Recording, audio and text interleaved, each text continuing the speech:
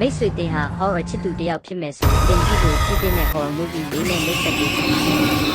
ကိုတကယ်ကိုမယုံနိုင်လောက်เสียထိတ်လန့်ခြောက်ခြားဖွယ်စကားကောင်းလေးပါလား2026ခုနှစ်ထဲထွက်ရှိတဲ့ Supernatural Horror အမျိုးအစားစကားလေးပါစင်ပဲဖြစ်ပါတယ်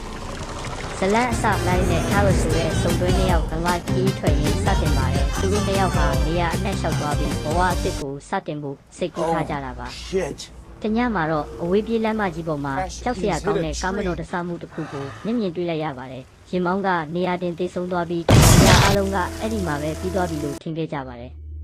ဒါပေမဲ့အဲ့ဒီမတော်တဆမှုကနေသူတို့နှစ်ယောက်ကကြမှာစိုးကြီးစတင်လာပြီဆိုတာသူတို့မသိကြဘူးသူတို့နဲ့အတူလိုက်လာတာကလူမဟုတ်တဲ့အရာတစ်ခုဖြစ်နေပါတယ်အဲ့ဒီနောက်ပိုင်းမရီနဲ့ထားတို့ဘယ်ကိုပဲထွက်ပြေးမျက်နှာမသိလူတယောက်လိုပုံရိပ်ဟာအမြဲလိုက်နေပါတော့တယ်ညဘက်လမ်းဘေးမှာရုတ်တရက်ပေါ်လာတယ်နောက်ကြည့်မှန်ထဲမှာမြင်ရတဲ့မျက်စိတမိတ်တွင်ပျောက်သွားပြီးနောက်တနေရာမှာပြန်ပေါ်လာတယ်အဲ့ဒီအရာကိုလူတွေကဖားဆန်ကြလို့ခေါ်ကြပြီးတစ်ခါတက်ပြီးသွားပြီးပြေးလို့မရတဲ့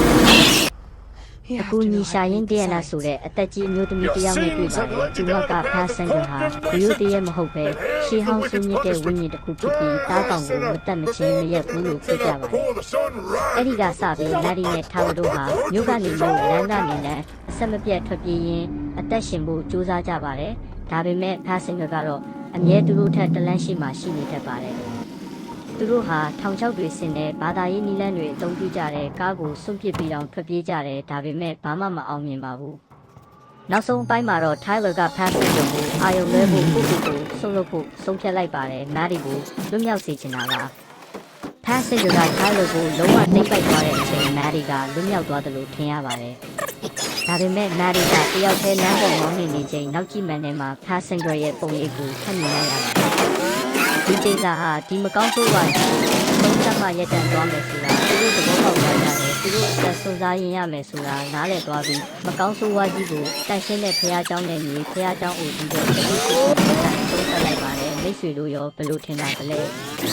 ဟာဆင်ဂျင်2026ခါလမ်းပေါ်မှာဘလောက်ဝေးဝေးထွက်ပြေးပြေးမလွတ်နိုင်တဲ့မမြင်ရတဲ့အနေအကိုအဓိကထားရိုက်ကူးထားတဲ့စိတ်ဝင်စားစရာ Supernatural Road Horror ဒီမှာကောင်းတာမိတ်ဆွေတို့ရဲ့အမြင်ကိုကွန်မန့်မှာပြောပြခဲ့ပါ